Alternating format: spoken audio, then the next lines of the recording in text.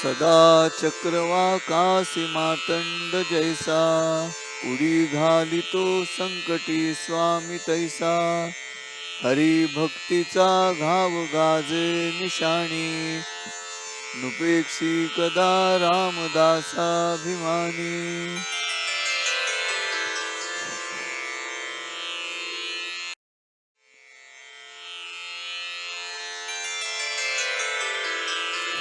सदा चक्रवाक जो कि मार्तंड प्रेमी, बचाने उसे जाए संकट में स्वामी.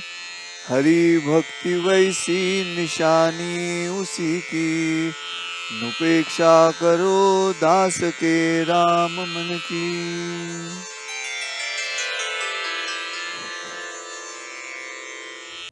नमस्कार, विश्व शांति दर्शन चैनल पर आप सभी दर्शकों का हार्दिक स्वागत. ये एक चैनल है जिस चैनल के माध्यम से आपके पास सकारात्मक खबरें दी जाती है और कई प्रोग्राम्स ऐसे हैं जो आपके सामने प्रस्तुत हो रहे हैं. उनके पीछे मनस शांति हमारा मकसद रहा है. तो गीतों के बोल बड़े अनमोल, हिंदी फिल्मों में जो गीत हम सुनते हैं उन गीतों के पीछे कुछ अध्यात्म छिपा हुआ है और वह अध्यात्म हमारे निजी ज़िंदगी में बहुत काम आता है मन शांति के लिए. उसके बारे में हम वार्ता करते हैं.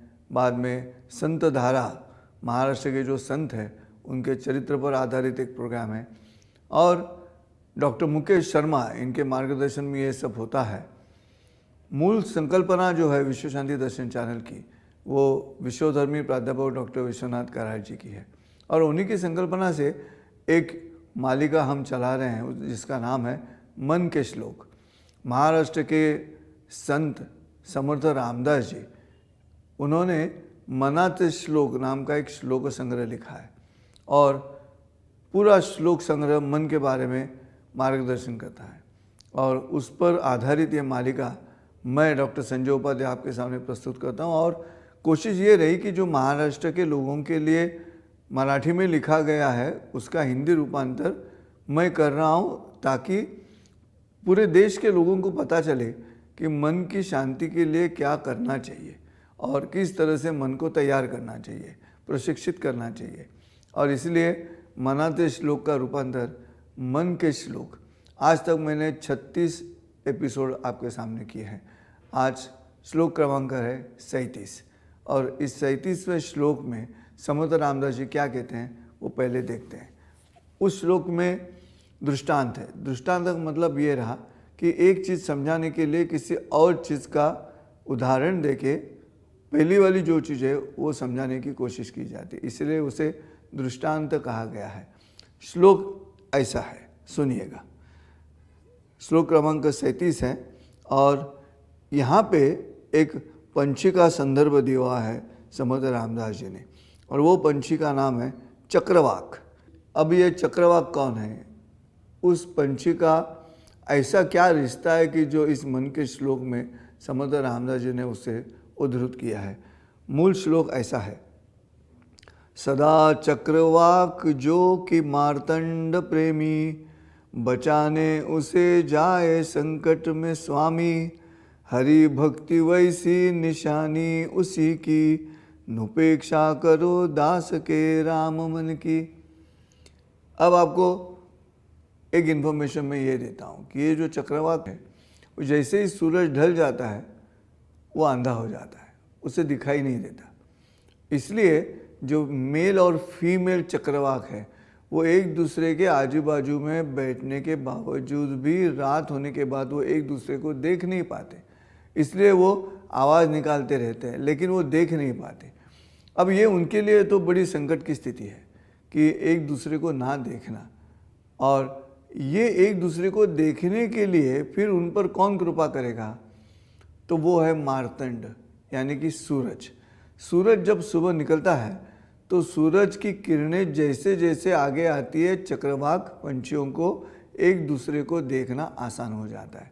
और इसलिए समर्थ रामदास जी ने ऐसे कहा है कि चक्रवाक पंछी के लिए जैसे सूरज का उगना आवश्यक है, सूरज की कृपा आवश्यक है, सूरज जैसे मानो चक्रवाक पक्षी के लिए ही उगता है ये समर्थ रामदास जी का कहना है। और इसे दृष्टांत कहा गया है कि इस चक्रवात के निजी जिंदगी में जो संकट आया है अंधेपन का, उसे दूर करने का मार्ग सूरज के माध्यम से, और सूरज ये बात समझ के चक्रवात पंछी को छोड़ने के लिए वहाँ पे उगता है।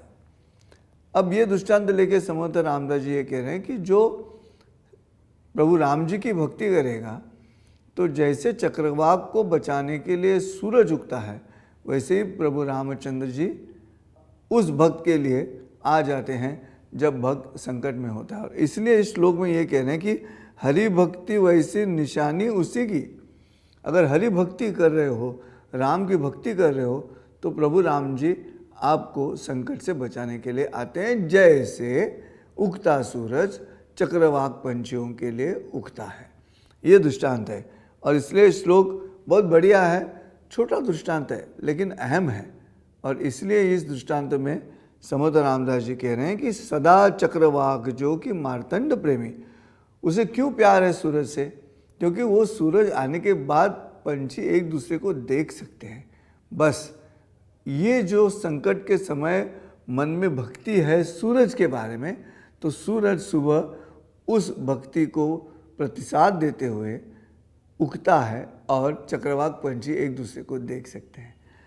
सदा चक्रवाक जो कि मार्तंड प्रेमी, बचाने उसे जाए संकट में स्वामी। जैसे उसे बचाने के लिए सूरज उगता है, हरि भक्ति वैसी निशानी उसी की। और ऐसे ही होगा, जो भी भक्त प्रभु राम जी की भक्ति करेगा, जैसे सूरज चक्रवाक पंछी के लिए उगता है, वैसे प्रभु रामचंद्र जी मदद करने के लिए आएंगे।